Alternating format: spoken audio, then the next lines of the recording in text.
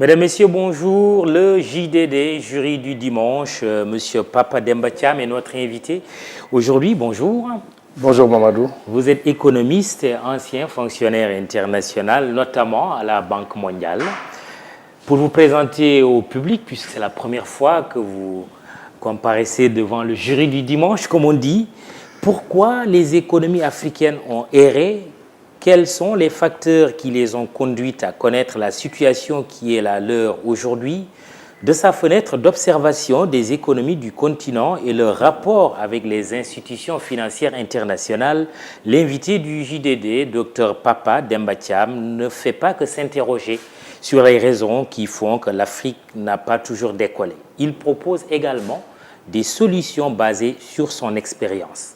Professeur, chercheur et investisseur, entrepreneur privé pour le développement des chaînes de valeur avant de travailler comme consultant international au service des gouvernements suisses et allemands, Thiam a été coordonnateur puis directeur de projet pour le développement du secteur privé et du commerce dans les ACP, Afrique, Caraïbes, Pacifique, en liaison avec l'Union européenne, consultant international auprès de l'Organisation des Nations Unies pour le développement industriel, ONUDI, et auprès de la Commission européenne, fonctionnaire à l'Organisation de coopération et développement économique OCDE et économiste principal au Club du Sahel et de l'Afrique de l'Ouest. De mai 2003 à octobre 2016, Papa Demba Thiam a été fonctionnaire à la Banque mondiale avant de quitter cette dernière institution en retraite anticipée.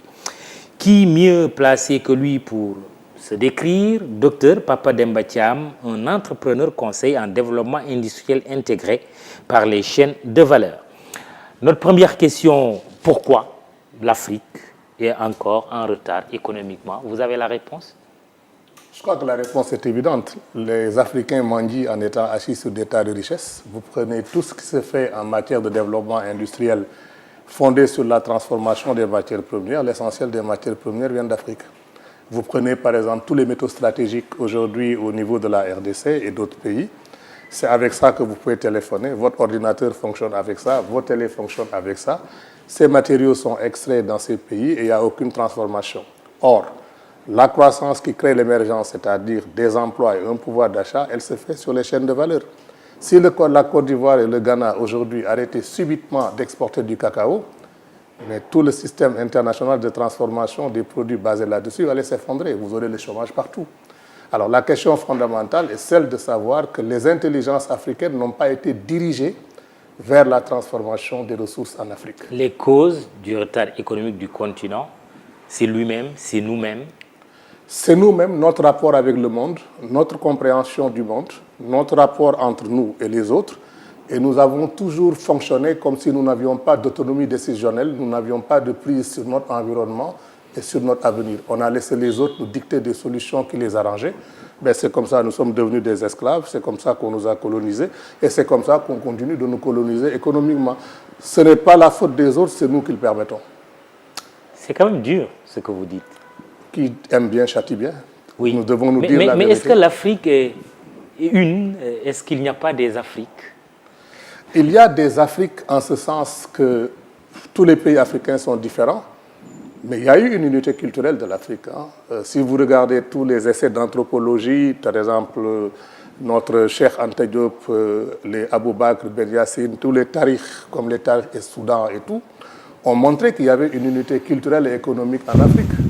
Cette unité s'est disloquée à travers le temps parce que les Africains ont créé la perméabilité de la divisibilité, ce qui a fait qu'aujourd'hui, n'étant pas unis, nous ne sommes même pas capables de faire des sociétés intégrées unies. Les sociétés existent que par une seule personne. Nous ne sommes pas capables, les Européens ont créé la société anonyme. Personne ne sait qui est derrière la société. Mais la société a un but économique, elle travaille en mode collectif. Mais nous, il y a une personne qui est devant, c'est lui le chef, c'est lui qui fait tout, que ce soit dans l'entreprise ou dans l'administration, et ça ne fait pas de la cohésion. On ne connaît pas les sociétés anonymes. Pas du tout. C'est quoi? C'est le fameux ngistel, comme on dit ici au Sénégal. Mais même quand vous construisez une maison, vous voulez la mettre devant la route pour que tout le monde la voie. Alors que la plupart des gens se cachent. Pour vivre heureux, il vaut mieux vivre caché. Nous avons, je le disais tout à l'heure, nous avons un système de non-valeur que je définis par l'état de raison, qui fait que nous croyons que nous avons raison sur tout le monde, mais nous ne croyons qu'en des choses négatives. Malheureusement, nous en avons fait des raisons, et c'est la raison pour laquelle nous n'arrivons pas à nous retourner sur nous-mêmes. Alors, Papa Demba Thiam, le continent noir, vous dites qu'il est responsable de son retard économique. Il est certes en retard, mais il cherche des solutions pour amorcer son décollage. 54 pays africains, à l'exception de l'Érythrée, viennent de lancer à Niamey, au Niger, la zone de libre-échange continentale africaine, entrée en vigueur en juillet 2020. La ZLEC fait-elle partie des solutions que vous préconisez? Bon, qu'est-ce qu'on appelle une solution? Disons que la ZLEC est une vision. C'est une vision politique. Maintenant, de la vision politique doit naître une stratégie. Des stratégies doivent naître des programmes doivent naître des projets doivent naître des interventions. Et tous ces éléments doivent permettre de conjuguer des compétences économiques, institutionnelles, financières, commerciales, qui permettront de faire en sorte que ça se réalise. Il ne suffit pas de décréter simplement que l'Afrique est une zone de libre-échange pour que ça le devienne. Parce que de là à décider qu'on va faire ça, sans gérer les contraintes et les obstacles qui peuvent se comprendre. Moi, je me souviens du vivant du président Bongo, quand le feu président Babacar Ndiaye m'avait chargé d'examiner avec beaucoup de chefs d'État de quelle manière on pouvait faire l'intégration économique. Babacar Ndiaye de la BAD. Le président Bongo m'avait dit, écoute, Pape, tu n'es pas quelqu'un à qui on dit des conneries. Nous sommes tous pour le libre-échange. Nous sommes tous pour la libre circulation des marchandises. Mais voyez le petit Gabon. Si les Congolais de Brazzaville ou les Congolais de Kinshasa ne développent pas une économie chez eux qui les retienne, si je permets à tout le monde de circuler, le Gabon va imploser. Donc oui, libre circulation, mais à condition qu'il y ait aussi la possibilité pour les gens de se fixer chez eux, parce que le Gabon ne pourra pas absorber tous ces flux.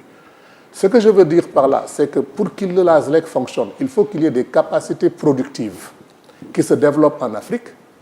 Et il faut que ces capacités productives puissent pouvoir être échangées de manière compétitive, parce que nous avons chacun, en ce qui le concerne, des avantages comparatifs qu'on peut transformer en avantages compétitifs en investissant dans les facteurs de transformation économique. Mais justement, avant d'entrer dans ces détails, rien que le principe quand même, le principe c'est charmant, ce marché. C'est le plus gros marché commun du monde finalement, 1,2 milliard d'habitants, donc de consommateurs. Est-ce que ce n'est pas une bonne réponse face à l'Amérique, la Chine, l'Europe? Écoutez, je vais vous dire oui et non. Parce que ça ne suffit pas. Quand on a créé l'acte final d'Uruguay consacrant la fin du GATT et la naissance de l'Organisation mondiale du commerce, on avait tous applaudi en disant qu'on va créer un marché unique mondial, la globalisation. Mais si vous permettez à tous les bateaux d'aller sur la mer en disant que c'est la libre concurrence et que vous avez des pirogues qui se fracassent aux premières vagues, vous n'êtes pas dans une situation de concurrence égale. C'est-à-dire vous permettez à tous les grands, tous les petits d'être sur la même cour, de se disputer les choses de la même manière, mais c'est clair que c'est un combat inégal. Donc oui, sur le principe de faire une zone de libre-échange, mais il faut aussi faire en sorte que cette zone de libre-échange-là ne soit pas un véhicule pour permettre que l'Afrique absorbe de la production qui ne vient pas d'Afrique, de la concurrence qui soit illégale et qui tue les industries africaines. Donc, tous les pays qui se sont construits sur des politiques qui gèrent ce genre de problème.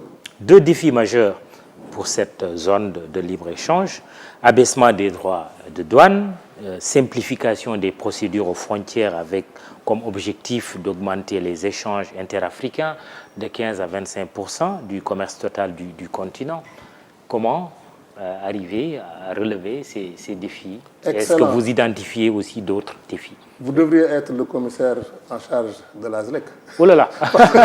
Parce que c'est vous trop avez... me prêter. Non, parce que non, vous savez, vous avez posé les bonnes questions. La grande question fondamentale est celle de savoir quels sont les linéaments d'une construction économique qui permettent d'atteindre ces objectifs. Est-ce qu'il y a des stratégies opérationnelles pour le faire? Est-ce que ces stratégies tiennent en compte les leviers sur lesquels on peut agir? les contraintes auxquelles nous devons faire face et comment les gérer, les risques et comment les mitiger, et sur cette base-là, quelles sont les institutions et les mécanismes qui doivent être mis en place. C'est comme si un chef d'État se lève en disant « Tiens, je vais créer 1 million d'emplois ». C'est fine, tout le monde le veut. Mais comment y arriver? Sur quel levier? Donc, ce qui est formidable, c'est que moi, j'étais à la signature en 2018 de l'acte de l'ASREC. Je trouve que le président Kagame a fait un travail extraordinaire parce qu'il a pu amener tout le monde à la table. Mais Mamadou, le travail commence maintenant.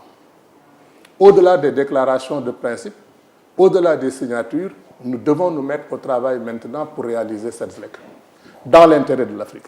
En faisant quoi, concrètement, aujourd'hui? À mon avis, il faut repenser déjà les termes de l'intégration économique. Parce que ce qu'il faut voir dans cette ZLEC, c'est qu'il faut d'abord intégrer un certain nombre de fonctions. Si vous voulez réveiller le potentiel productif, par exemple, dans l'ensemble des pays de la ZLEC, il faut distribuer des avantages compétitifs dans l'ensemble de l'espace économique africain que vous allez diviser en sous-espaces, parce que ces sous-espaces renferment les mêmes opportunités, les mêmes conséquences et les mêmes contraintes. Donc vous pouvez vous dire, je prends un exemple bête, nous allons lancer par exemple un programme de développement de l'aquaculture en Afrique. Vous pouvez identifier tous les pays qui peuvent bénéficier de la mutualisation d'infrastructures, de la mutualisation technologique, de la mutualisation de la finance et du commerce. Et à ce moment-là, les institutions d'intégration économique, leur rôle ne serait pas de faire des parlements à gauche, à droite, mais de dire comment nous allons diriger les investissements pour viabiliser cette activité, pour que tous les pays qui peuvent profiter de ça en tirent la quintessence. Vous êtes en train de dire que le plus important, ce n'est pas la subdivision en régions, mais que celle-ci se fasse sur la base de chaînes de valeur. Mais c'est comme si vous avez lu mon livre qui date de 1991. Je disais que ces stratégies d'interface qui sont l'ancêtre des chaînes de valeur, parce que les gens les ont traduits en chaînes de valeur, mais quand j'ai créé la notion de chaîne de valeur, je l'ai fait sur la base de stratégies d'interface. C'est-à-dire donner des compétences économiques à l'espace pour soutenir une décentralisation fondée sur l'initiative, la programmation et l'action, pour permettre d'orienter les politiques d'infrastructure, par l'aménagement du territoire, les politiques agricoles, la formation, tout ce que vous voulez. C'est-à-dire que ça se passe sur des chaînes de valeur. C'est les besoins qui émanent des chaînes de valeur qui dictent ce qu'il faut faire. Je vous donne un exemple. Pourquoi allez-vous faire de la formation qu'on appelle du vocational training, par exemple, en matière minérale si vous avez des compétences essentiellement agricoles? Vous ne pouvez pas avoir les mêmes types d'universités, les mêmes types d'écoles de formation. Au Ghana, par exemple, quand je m'occupais de ça, nous avons développé une école pour la couture, pour le textile. Parce que nous avions besoin de compétences immédiates requises pour pouvoir faire des coutures propres, faire des boutons de manchette et ce que vous voulez. C'est ce dont l'industrie avait besoin à ce moment-là, précisément sur les chaînes de valeur. Nous avons dépensé $100 par personne pour créer 10 000 emplois. Donc, il faut que nous soyons conséquents dans la démarche. Il faut allier la planification économique, la pédagogie, la formation, mais tout ça en temps réel. Vous avez plein de gouvernements qui n'ont plus de politique économique. Vous appelez parfois des gens, vous leur dites, mais la stratégie économique de votre pays, c'est quoi? Vous voulez arriver à quoi? Comment? Dans tel secteur vous voulez faire? Non, parce que pendant longtemps, nous n'avons fait que de la politique macroéconomico-mécaniciste. Pape Demba Thiam, économiste, est l'invité du jury du dimanche d'e-radio. Parlant de frontières tout à l'heure, une zone économique peut-elle prospérer justement sur un continent où voyager, même d'un pays à un autre, pose problème? C'est ce que je veux dire, c'est-à-dire que les gens bâtissent des compétences pour poursuivre des opportunités. Si à un moment donné, le développement de la zone doit passer par des infrastructures de transport, ça devient quelque chose de Swiss generis, c'est-à-dire nécessaire au sens de Hegel. Ça veut dire que c'est quelque chose qui s'impose à vous, parce que vous ne pouvez pas faire autrement que de laisser librement les gens circuler, et vous ne pouvez pas faire autrement que de mettre en place l'infrastructure de transport qui convient par terre, par voie ferroviaire, voilà, maritime, aérienne. Ce que je veux dire par là, c'est que vous devez déclencher le prétexte, vous devez le rendre inéluctable. Nous avons fait le pont sur la Gambie. Mais c'était une nécessité économique depuis très longtemps. Mais cette nécessité économique avait été bloquée par des contingences politiques. Et le passeport africain aussi. Vous savez, moi je ne... Il y a des choses qui sont des facilitateurs au deuxième degré. Moi, ça ne me gêne même pas d'aller demander un visa quelque part. Hein? Parce que ce qui est important, c'est que qu'est-ce que vous allez faire dans ce pays? Pourquoi vous allez acheter du bois du Gabon pour pouvoir venir, par exemple, le transformer ici au Sénégal? Vous devez avoir un projet économique derrière.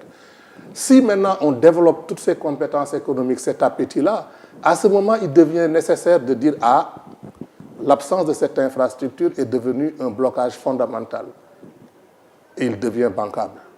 Alors cette route-là, vous pouvez même la faire, charger le péage sur la route, parce que c'est la marchandise et la production de richesses qui financent la route. En un mot, il faut que nous soyons toujours motivés par des projets économiques qui sont liés à des marchés, d'où peuvent naître des programmes de production, des programmes de commerce, et c'est là qu'on crée des emplois. Ça se passe sur l'échelle de valeur. Et y a-t-il des pays mieux préparés que d'autres pour tirer profit de la ZLEC? Et le Sénégal ferait-il partie de cela ou pas?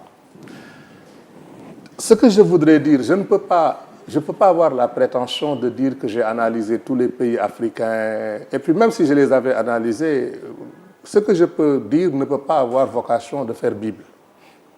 Ce que je peux dire, c'est comment on peut se préparer tous ensemble, chacun en termes de ses avantages comparatifs, comment on peut se préparer ensemble dans un travail collectif pour profiter de la ZLEC.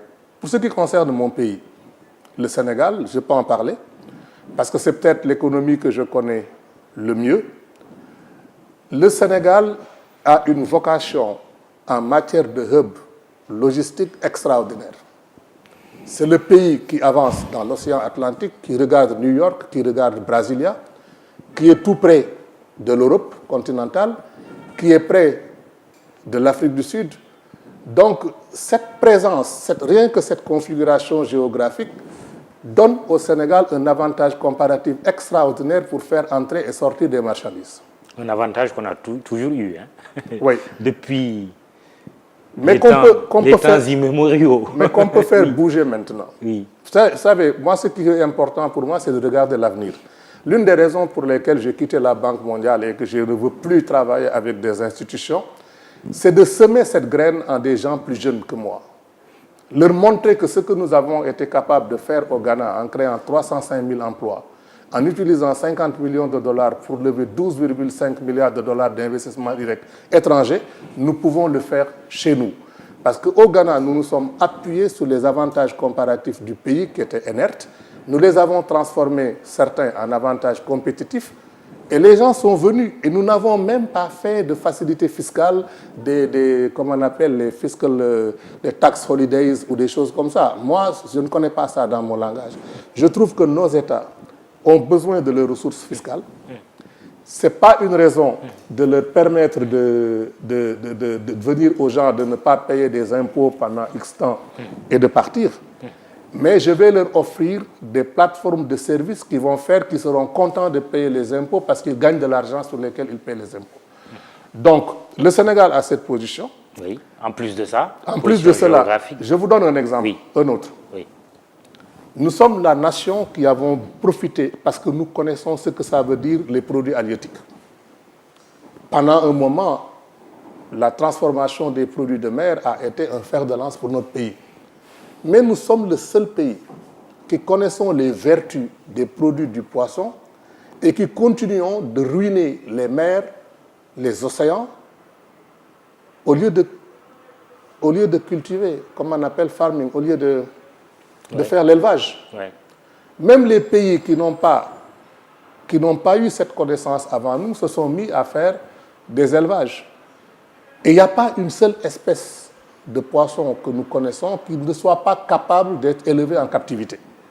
Alors, moi, j'ai fait partie d'un programme en Équateur, quand j'étais industriel en Suisse, Empacadora Champmar, où nous avons développé des centaines de milliers d'emplois en Équateur, précisément 1 million d'emplois dans l'aquaculture en développant 500 000 hectares. Mais qu'est-ce qui nous empêche au Sénégal d'avoir un grand programme national en matière de développement de l'aquaculture qui permette de distribuer des infrastructures là-dedans et permettre de créer de nouveaux métiers?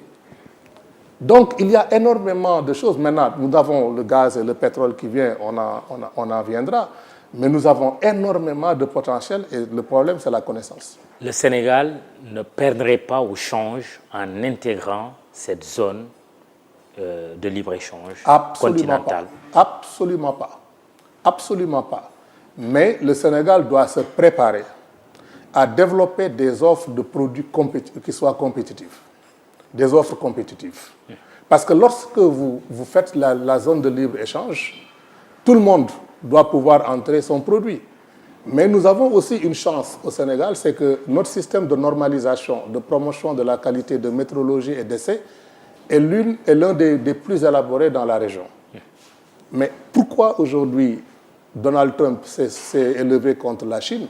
Il aurait dû s'élever d'abord contre le système américain qui, bien qu'étant l'Amérique, avait un système de normalisation et de protection qui était totalement poreux.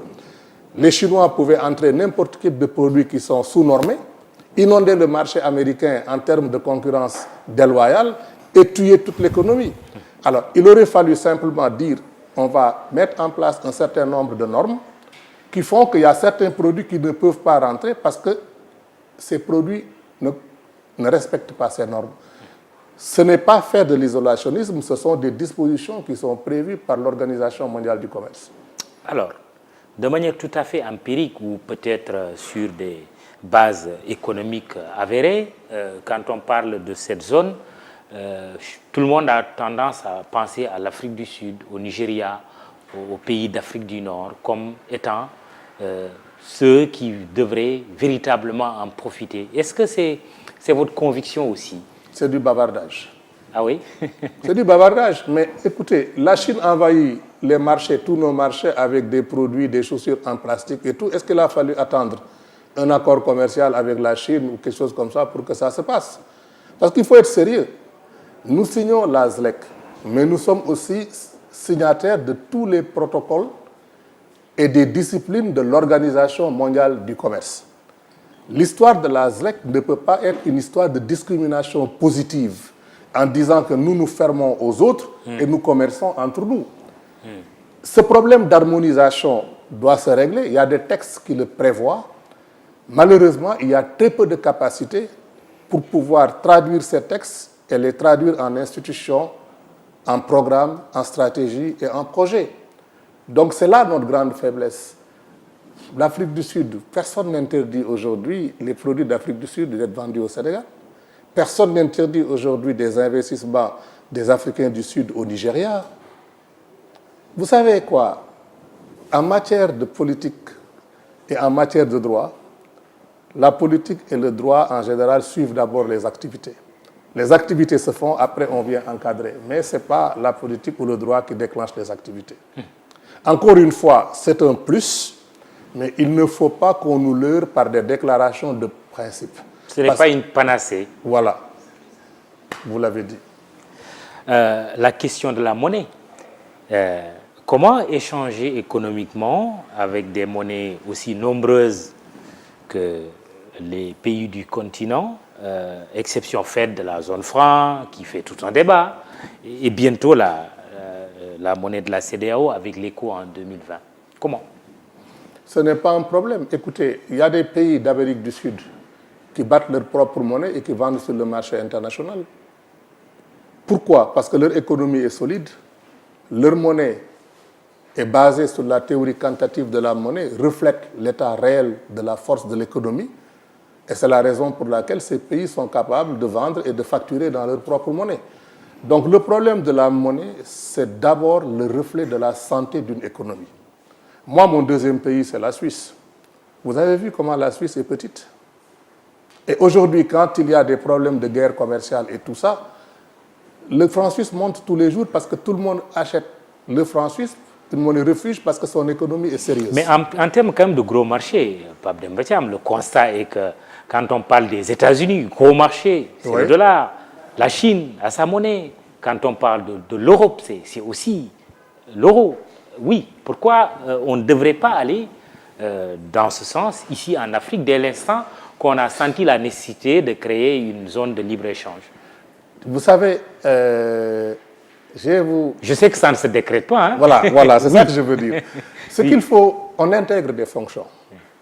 L'intégration monétaire, c'est la capacité des monnaies à pouvoir se changer entre elles. Nous avions avant même une chambre de compensation qui nous permettait donc de compenser les monnaies et tout ça, mais nous les avons dans les autres zones. Je ne dis pas que ce n'est pas nécessaire, mais je veux surtout mettre en garde les gens qui croient qu'il faut, dès que vous créez une monnaie unique, ça part. Il y en a des pays qui ne sont même pas capables de gérer leur propre monnaie. Alors vous allez additionner des faiblesses pour créer une grande faiblesse. À mon avis, si vous faites moins 4, moins 6, vous faites moins 10, non? Donc le problème, c'est d'abord d'asseoir la monnaie sur des économies fortes.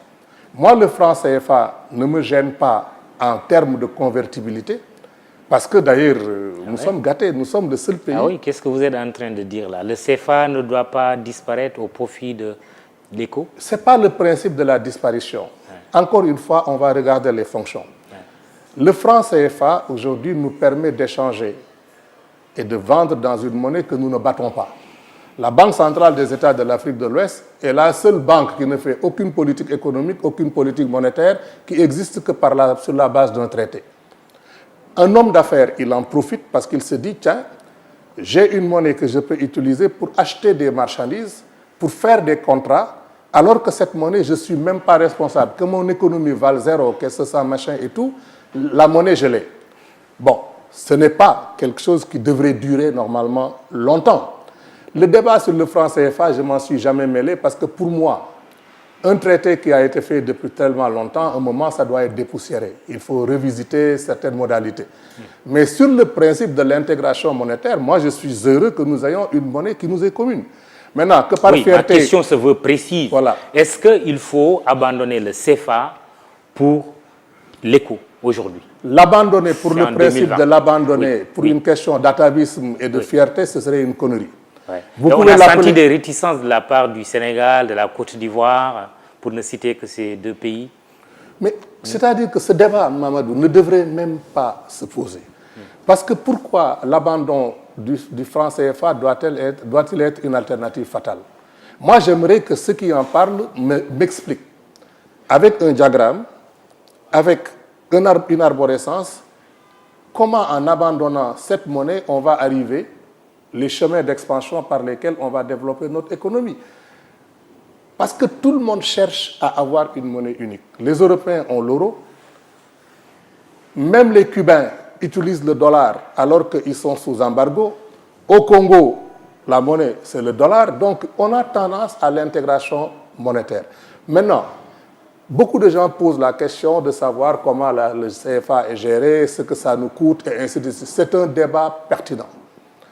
Il faut le vider, ce débat, une bonne fois pour toutes, mais que vous l'appeliez CFA, que vous l'appeliez ECO, que vous l'appeliez ce que vous voulez, moi je veux que la monnaie fonctionne normalement selon la théorie quantitative de la monnaie, c'est-à-dire que les missions de monnaie correspondent à la réalité économique des biens et services qui sont produits dans un espace économique donné, un, et deux, que la monnaie soit émise sur la volonté d'endettement de l'économie.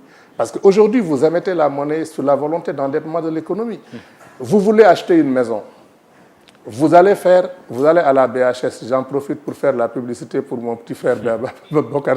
Vous allez à la BHS, vous empruntez, mettons, 100 millions. Mais lorsque vous empruntez 100 millions, la BHS vous prête ça à un taux d'intérêt déterminé, ce que vous payez. Mais la BHS elle-même, ou la banque commerciale qui vous prête, elle va escompter le titre auprès de la banque centrale. La banque centrale va lui prêter à un certain taux. Et ce différentiel de taux constitue la création effective de la monnaie. Parce que lorsque votre créance s'éteint, cette monnaie est détruite, mais entre-temps, quand elle a été créée, une monnaie nouvelle a été créée. Si vous fonctionnez comme ça, sur le principe de l'économie que la monnaie se développe par la volonté d'endettement de l'économie. Vous permettez aux banques de jouer leur rôle de financement de l'économie, mais la banque doit aussi financer une économie qui est viable, une économie où, quand elle met ses billes, on doit les retrouver. Donc, tout ce débat-là, je n'ai jamais entendu cet aspect des choses. Or, dans le monde entier aussi, depuis l'abandon du Gold Exchange Standard en 1973 par un décret unilatéral de Nixon, le dollar est la seule monnaie qui est convertible, mais plus aucune monnaie n'est convertible en or. C'est la volonté d'endettement de l'économie. Alors j'aimerais que tous ceux qui parlent du franc CFA nous expliquent comment on crée effectivement la monnaie et comment ils vont arriver, en liquidant le franc CFA sur des bases idéologiques, régler ce problème de la monnaie. Une question pour avoir le fond de votre pensée. CFA, ECO, vous êtes pour quelle monnaie? Je ne suis pas un idéologue, vous le savez très bien. Oui, mais ma question est très précise. Non, mais elle n'est pas précise. L'ECO, c'est en 2020. Elle n'est pas précise, oui, c'est une oui. question à somme nulle. Ouais. Pour moi, c'est égal, comme je vous dis. L'essentiel, c'est l'ECO. Si l'ECO doit être fait, quelles sont les bases économiques qui fécondent la solidité et la pérennité de l'ECO? Est-ce que c'est changer seulement le nom? Quelles sont les modalités de gestion de l'ECO? J'en sais rien. Donc, comme j'en sais rien, ça m'est difficile de trancher et de tirer une carte. Je ne suis pas un joueur de poker. Voilà un avis assez intéressant depuis qu'on parle de ce débat sur le CFA. Mais oui. Plus sérieusement, oui.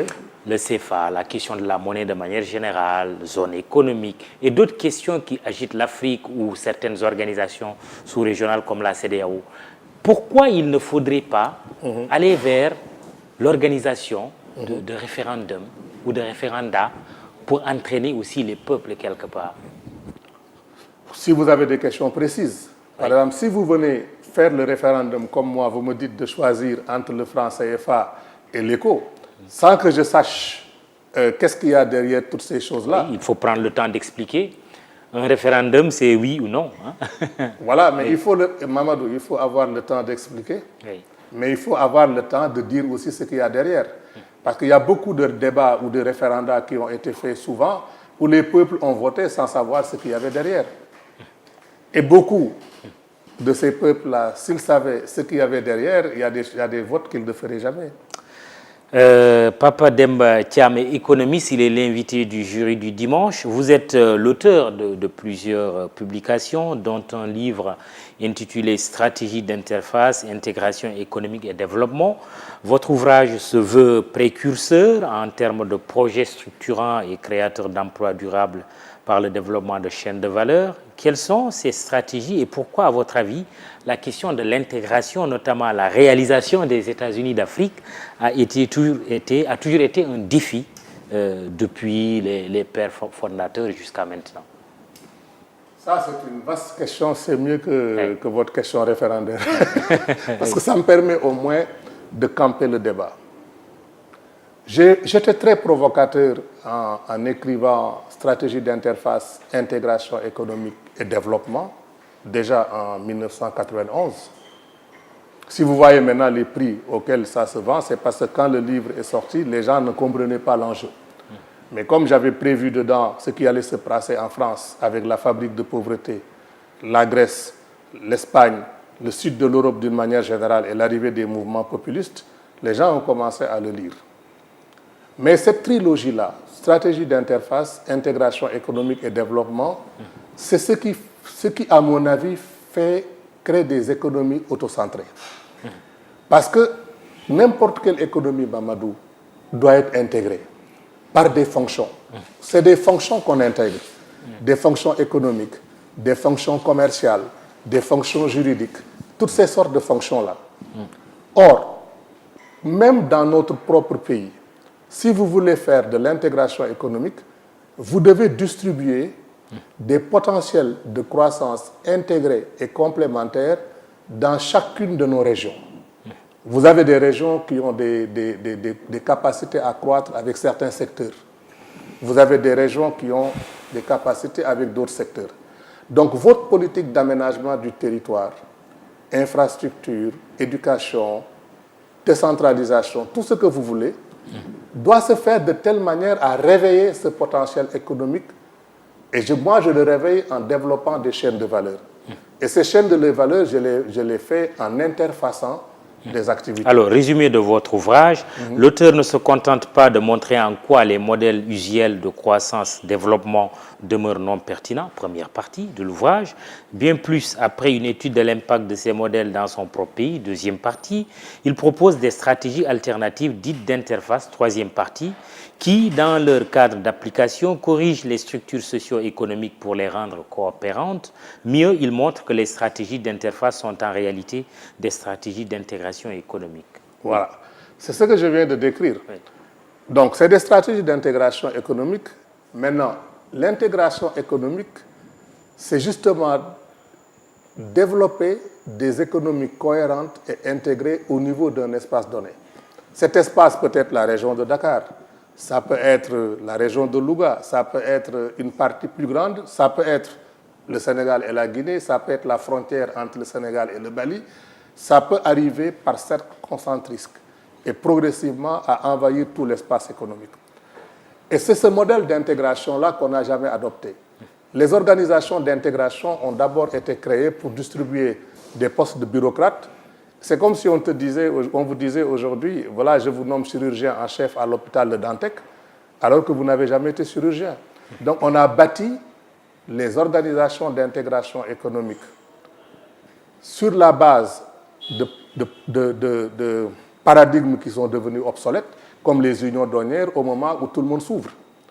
Alors c'est la raison pour laquelle on n'est pas arrivé à transformer le rêve des Kouma, des Nasser, des États-Unis d'Afrique. Nous ne sommes pas encore arrivés à le transformer parce que nous n'avons pas de motif objectif de le faire. Nous n'avons pas un gâteau qui est posé sur la table pour lequel chacun peut dire « voilà ma part ». Les gens partagent des objectifs, partagent des intérêts. Nous n'avons pas été capables de créer ce gâteau économique qui fasse que justement nous venions dans un ensemble politique. Il y a un gros gâteau quand même qui s'annonce pour le Sénégal, c'est le pétrole, le gaz. Vous l'aurez compris, vous avez participé à la concertation nationale sur le contenu local. Comme invité surprise, on dira ça comme ça. Pétrole et gaz sur fond de polémique aussi, depuis les révélations de la BBC. Le Sénégal ne bruit que des contrats pétroliers. Pour certains, c'est des contrats qui ne sont pas à l'avantage du Sénégal. Le président de la République a dit qu'il a signé ces contrats en défendant les intérêts économiques du Sénégal.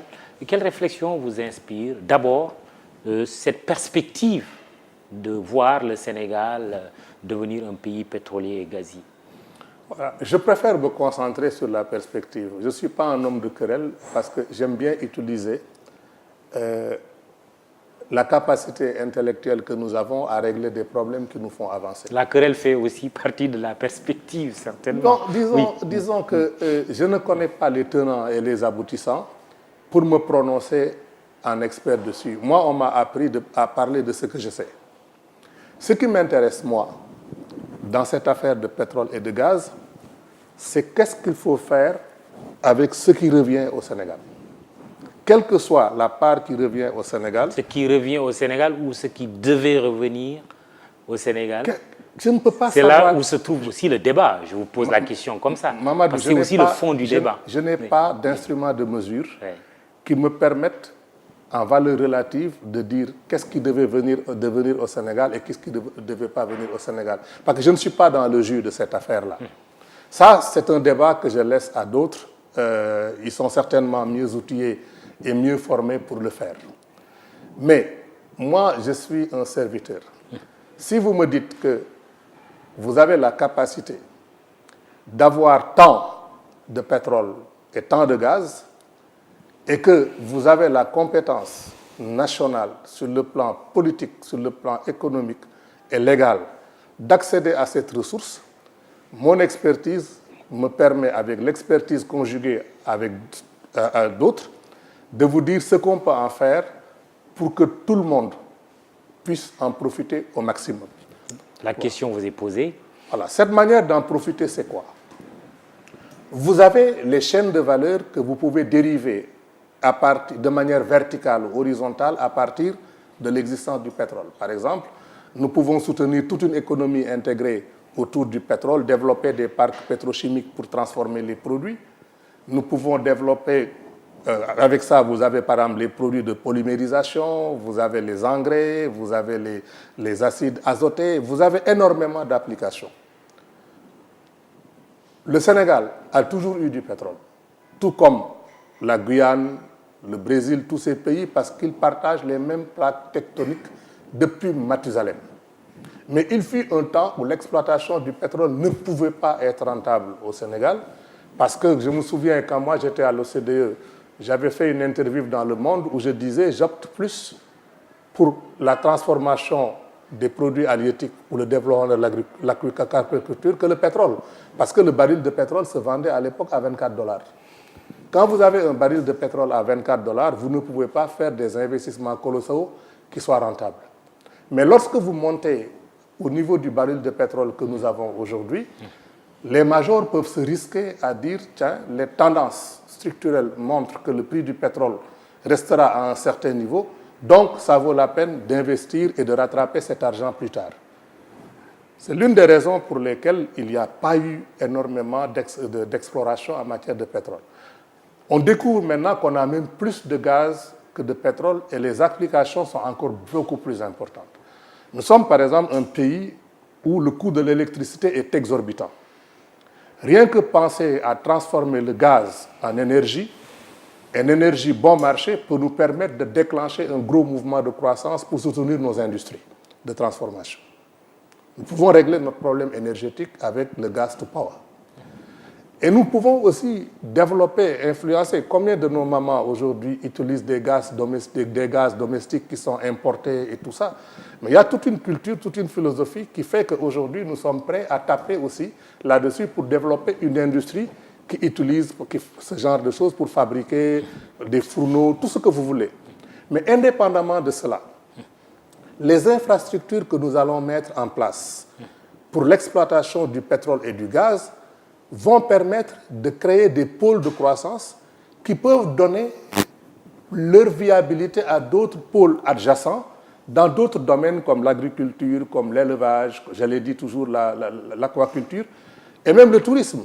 Parce que si vous développez, par exemple, une base en matière d'hébergement, une base en matière de restauration, ce prétexte permet d'ancrer là-dessus un nouveau pôle de croissance. Un cercle vertueux et non vicieux. Vous posez une question pour laquelle vous avez la réponse. Oui. Donc la malédiction, vous n'y croyez pas? Quelle malédiction? La malédiction, c'est nous-mêmes.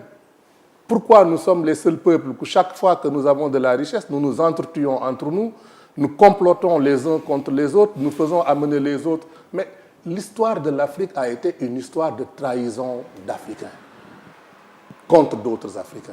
Il faut que nous arrêtons ça. Il faut que nous arrêtions de nous regarder toujours comme des gens qui, chaque fois quand Mamadou va monter son nouveau studio de télévision, je me dis, mais où est-ce qu'il l'a volé? Quand ce garçon est en train de décoller en disant, je crois en moi, je veux monter une chose, il dit, ah, nous sommes là. Mais regardez même dans notre langage. Nous ne regardons que les choses négatives.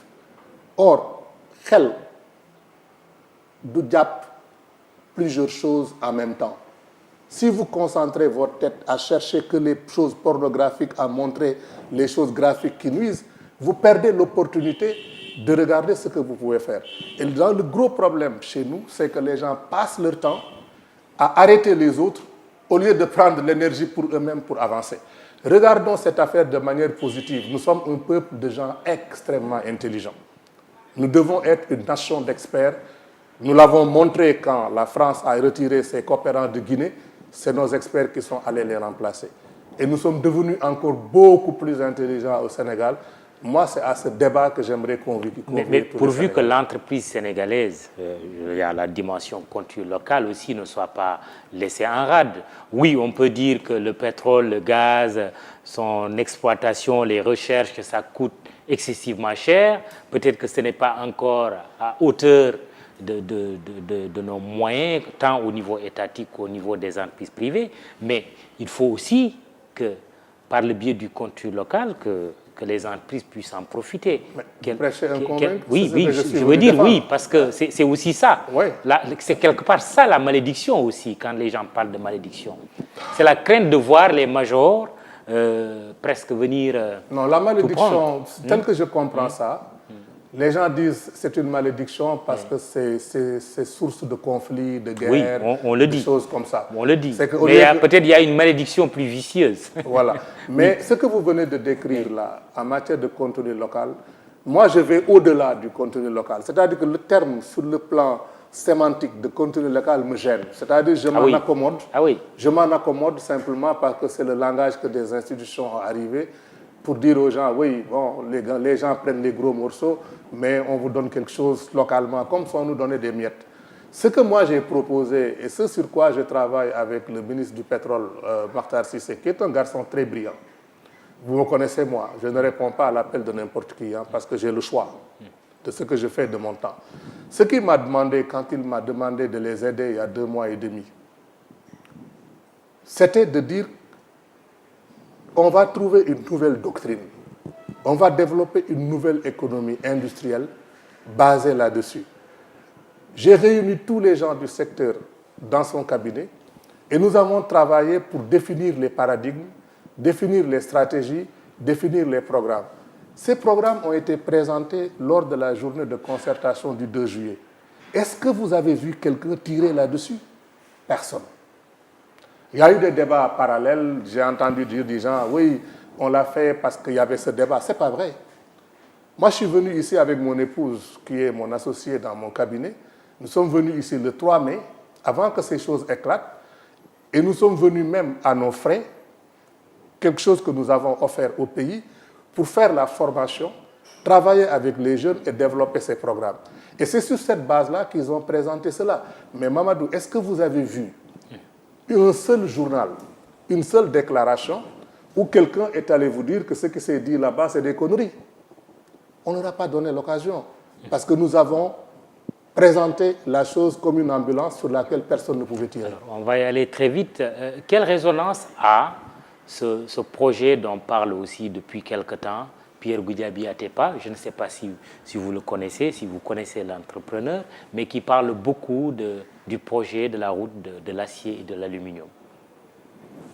Bon, écoutez, moi je suis content que toutes les imaginations fertiles et les audaces raisonnées soient mises à contribution.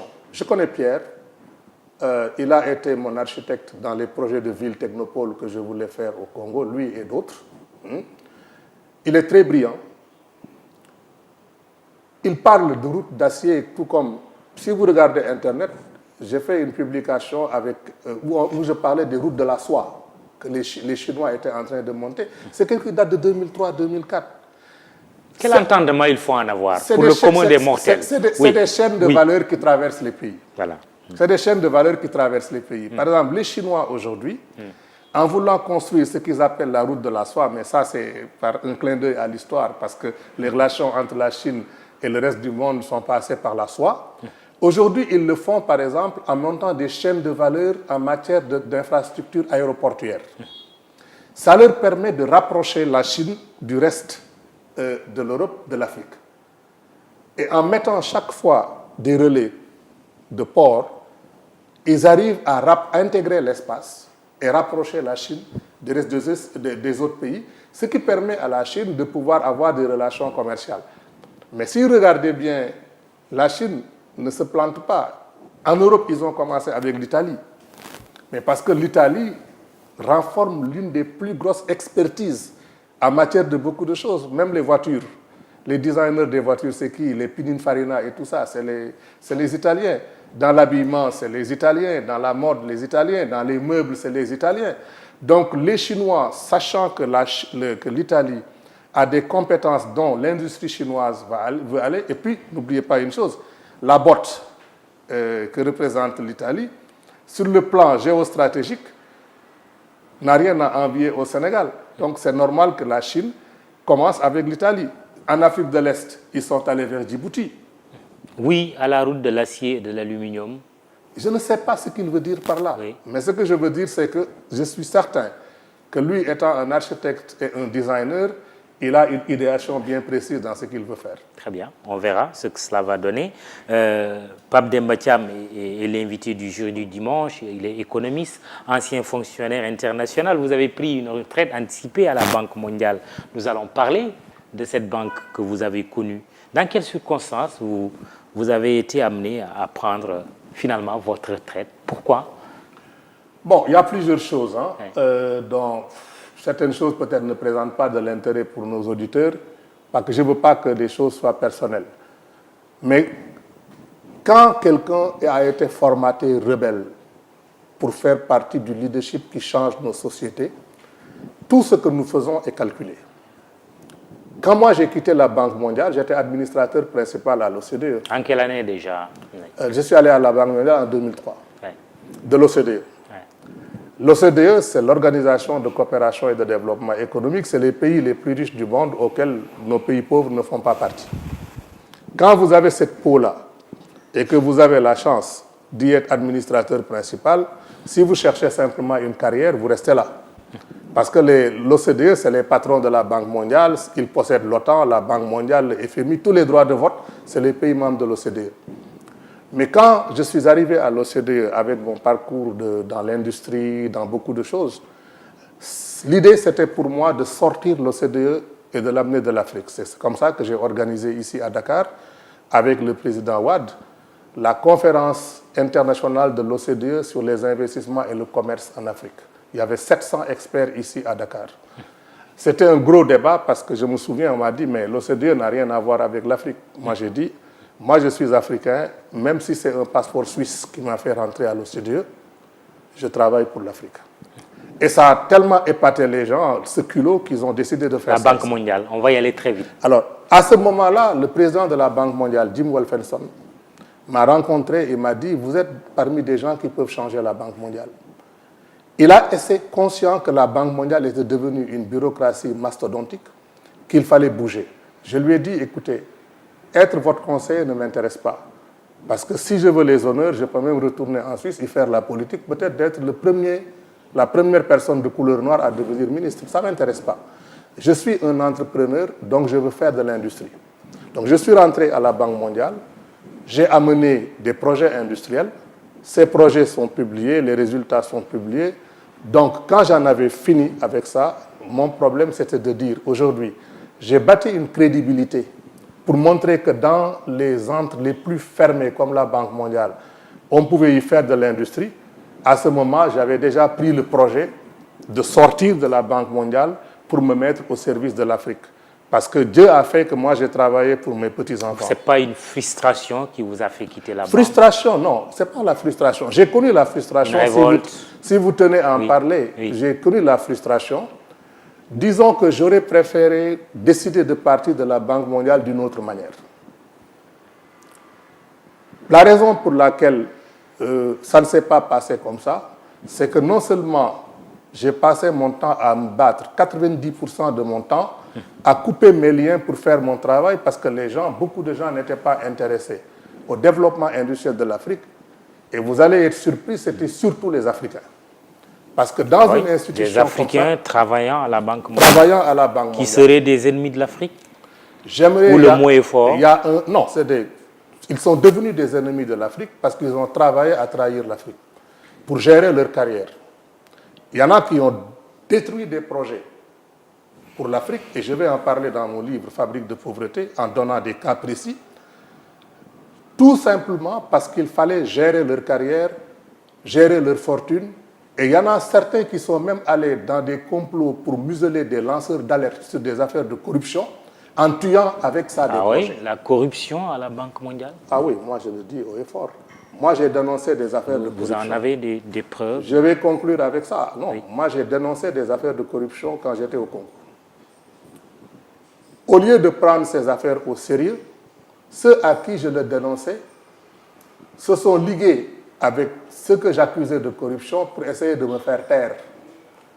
Et pour cela, ils sont allés fabriquer une affaire contre moi, enregistrer, transcrit, Mais au moment où de mettre la machine en marche, Dieu leur a bandé les yeux et ils m'ont envoyé les preuves qui disaient que j'étais quelqu'un de dangereux, qu'il fallait m'éliminer, qu'il fallait monter un projet contre moi et il fallait fabriquer les preuves. C'est arrivé entre mes mains par la grâce de Dieu. Je l'ai envoyé au président de la banque en lui montrant comment le système interne de la banque fonctionnait. C'est pris en compte, ça? Ah oui, non, c'est-à-dire qu'on m'a blanchi totalement. Oui. Mais si quand vous verrez l'histoire telle que je raconte ça, vous verrez que c'est du n'importe quoi qui a été fait et que derrière, il y avait aussi des Africains. Je vais y aller très vite. À côté des Africains, vous dites qu'ils seraient des ennemis de l'Afrique et qu'ils travaillent à la Banque mondiale. Il y a surtout les critiques contre la Banque mondiale, contre son jumeau, le Fonds monétaire international, des critiques de plus en plus vives d'ailleurs. On m'a fait part d'un ouvrage qui s'intitule Banque mondiale, le coup d'État permanent, l'agenda caché du consensus de Washington, écrit par un certain Éric Toussaint. Fondamentalement, je le cite, l'agenda caché du consensus de Washington, c'est une politique visant à la fois à garantir le maintien du leadership des États-Unis à l'échelle mondiale et à débarrasser le capitalisme des limites qui lui avait été imposé dans l'après-seconde guerre mondiale. Le consensus de Washington, c'est aussi l'intensification du modèle productiviste. Alors, Pape Demba Thiam, pourquoi les critiques sont de plus en plus vives contre les institutions financières internationales, dont la Banque mondiale? Les critiques deviennent de plus en plus vives parce que les gens ont accès à la connaissance. C'est l'un des apports de la digitalisation, du développement des plateformes numériques et de l'échange d'informations. Le livre dont vous parlez, c'est un livre qui date de 2006. Mais les gens en parlent comme si c'était un livre qui sort de maintenant, parce que c'est maintenant que les gens ont accès à l'information. L'information, c'est la libération. C'est pour ça que moi, je salue le travail que vous faites ici avec les médias. Et c'est la raison pour laquelle que je suis davantage content quand je vois des médias poser ce genre de questions. Aujourd'hui, les gens se sont réveillés. Depuis que la Banque mondiale travaille pour l'Afrique, est-ce que vous pouvez me montrer un seul projet? Il y en a. Moi, j'en ai fait au Ghana, je l'ai fait avec la Banque mondiale. Mais est-ce que vous pouvez citer des pays que la Banque mondiale n'a pas freiné ou a contribué à développer? L'essentiel des pays qui se sont développés se sont affranchis du diktat de la Banque mondiale. Mais je ne souscris pas forcément à la théorie conspirationniste. Ce que je trouve, c'est qu'il y a des individus qui sont manipulés à l'intérieur de la Banque mondiale pour faire le jeu de certaines multinationales. Que doit faire l'Afrique vis-à-vis des institutions financières internationales? L'Afrique doit montrer aux institutions financières internationales que ces institutions appartiennent à l'Afrique, en partie, parce que l'Afrique est membre et actionnaire de ces organisations. Deuxièmement, l'Afrique est cliente de ces organisations.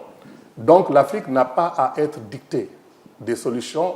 Ces institutions doivent donner des réponses institutionnelles à des débuts de développement qui sont développés par les Africains, explicités, et les Africains doivent amener des solutions que ces institutions financent sans leur poser des conditionnalités.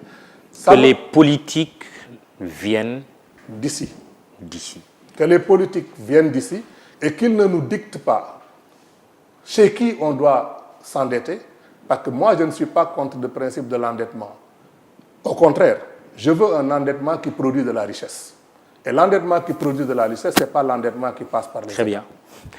Il faut bien qu'on termine cette émission, mais une question en une fraction de seconde. Aliko Dangote, parce que c'est la première, la plus grosse fortune d'Afrique, il est nigérian. Aliko Dangote aurait-il pu être un francophone? Pourquoi pas? Ah oui? Nous avons Aliko Dangote à des échelles réduites. Moi, je suis toujours content quand je découvre tous les jours des Lui, il brillants pense que Sénégalais les économies francophones sont plus dépendantes que les économies anglophones. Vous savez, il exprime son opinion. Moi, j'ai énormément de respect pour ce gars parce qu'il est parti de rien à la force du poignet. Ouais. Donc, j'ai beaucoup de respect pour lui. Si vous voyez, moi, je ne me présente, je ne fais pas des jugements de valeur sur des questions d'ordre général. Quand vous m'amenez sur un terrain où je peux m'exprimer, je m'exprime. Mais moi, je crois que je n'ai pas d'inimité particulière envers la France, mais mon parti, c'est l'Afrique. C'est pour ça que moi, je suis fasciné par Donald Trump. Je suis fasciné par Donald Trump parce que son parti, c'est l'Amérique. Maintenant, Si mon parti c'est l'Afrique, mon parti c'est le Sénégal, quelqu'un peut rêver de venir prendre mon pays, il me trouvera, on discutera. Ce que je ne supporte pas, c'est que ce soit nos propres gens qui trahissent les intérêts de nos pays. Pape Demba Thiam, merci. Vous êtes docteur en économie, ancien fonctionnaire international, notamment à la Banque mondiale. Émission Le Jury du dimanche présentée par Mahmoud Ibra Kane, à la technique Aliou Diassé, Mas et toute l'équipe d'ITV également. Abdoulaye Sylla pour la photo, pour le site Immédia SN, émission que vous pouvez suivre d'ailleurs sur notre site. Merci d'avoir suivi ce Jury du dimanche. Bon dimanche, rendez-vous dimanche prochain.